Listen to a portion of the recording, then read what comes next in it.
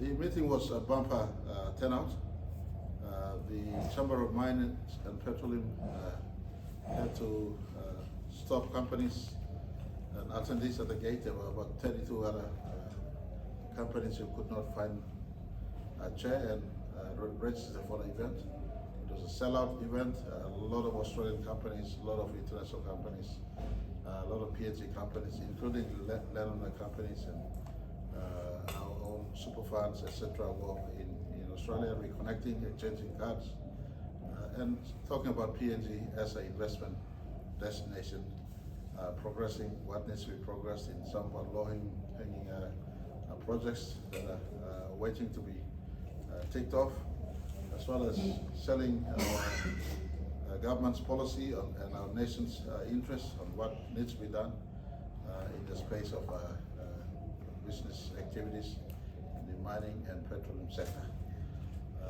Papua New Guinea is, and I re-emphasized the point in my conversation, Papua New Guinea is a mining and oil and gas nation.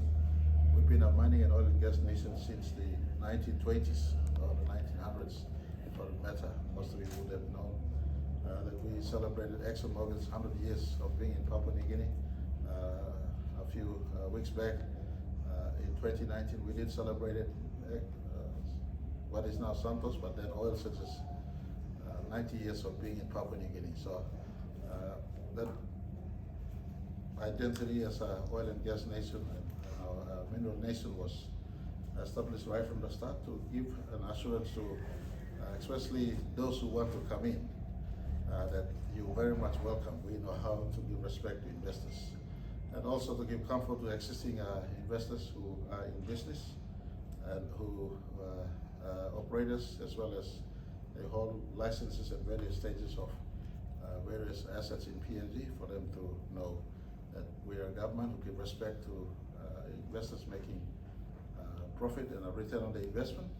But our conversation did not shy away the Papua New Guinean beneficiaries on the ground, from our landowners, the provincial governments, as well as national government, must also collect well. We believe there are enough fat in those operations for us to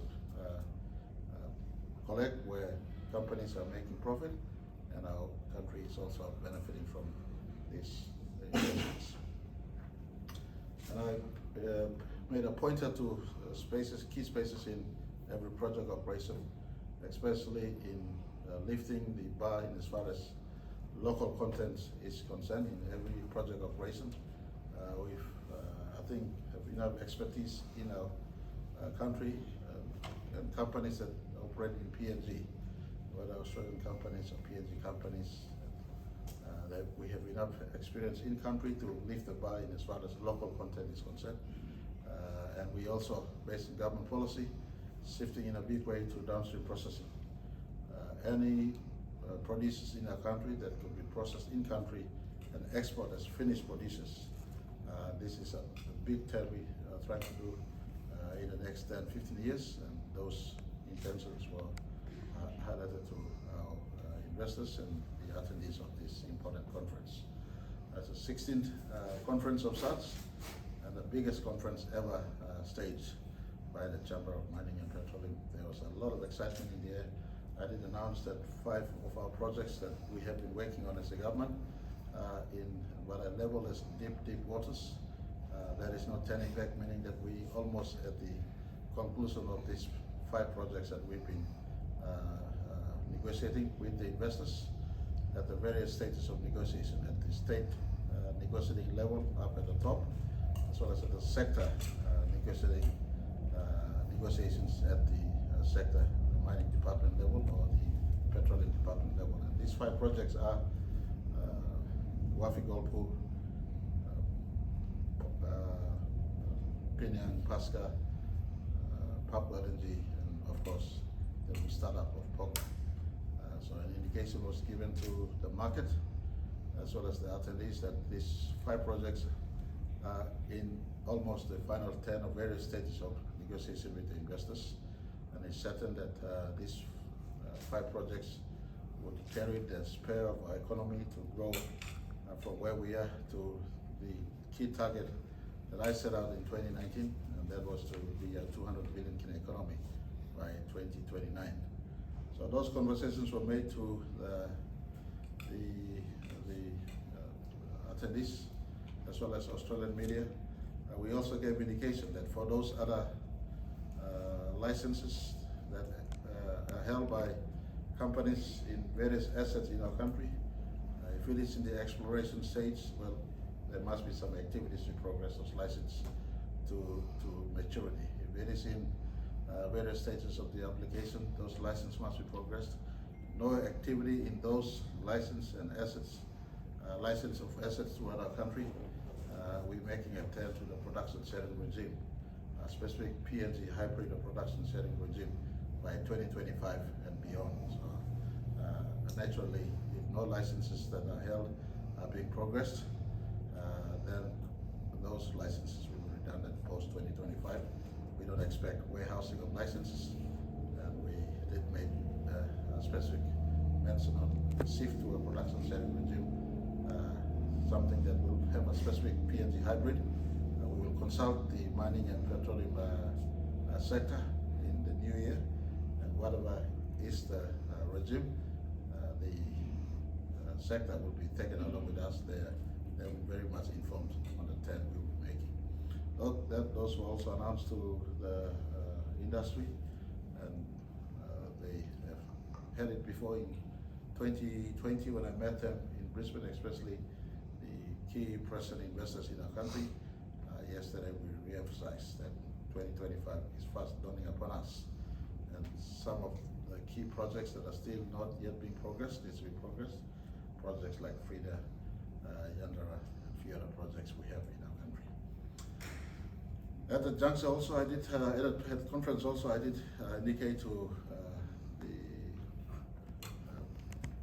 the mining and petroleum investors that we are looking at giving concession and incentives for exploration in our country. I want to inform Papua New Guineans that we are all competing for exploration dollars in a global marketplace. Papua New Guinea must give the right incentives so that those who are already in country expand their scope also into exploration, and new explorers or exploration dollars to come into our country. We will not shy away from expanding exploration both in the energy space, in the hydrocarbon space, as well as in the mining space. And so we'll be giving specific incentives to those who want to expand exploration. The current developments of mining and petroleum we have in our country, developments that are taking place based on exploration data that was already done 20, 30, 40, 50 years ago. I think it's about time we also step up exploration for new spaces. There is a big field in our country. There's a big space for exploration, and incentive-based exploration will be the way to go for us, hoping to attract more and ramping up exploration in some of our resource areas to find new gas, to find new oil, to find new mineral, not just the traditional copper and gold explorations and discoveries, but we believe we have many other potentials in some of the rare minerals of earth. As shown that we do have nickel, and we can also find other areas. So specific exploration incentives will be given first priority to those already in our country, and Papua New Guinea is blessed to have world-class mining and petroleum companies. We already have ExxonMobil, Total, two of the biggest. We also have Barrick, Newcrest, Santos, some of the biggest in both hemisphere or all parts of planet Earth, especially the developed world. They're here already. We will consider giving incentive to them in the first place, but that doesn't stop others who want to come in and explore. Those incentives should be given. Talk about the big companies already here. I did encourage them to look into bringing the global responsibilities in as far to climate is concerned. Some of the climate change funds they have, or the response to climate mitigations to be practiced here or delivered here in Papua New Guinea. We have substantial rainforest cover. biodiversity that needs to be also preserved. We've asked them, bring your climate change fund into PNG, especially you got Total and ExxonMobil. They number one in both petroleum and number one in gas. Quite a huge carbon footprint globally. Let's act locally in Papua New Guinea also when you operate big LNG projects also. Those were conversations we had in Sydney. Good round of meeting, but as usual, I have to be back home at the very earliest.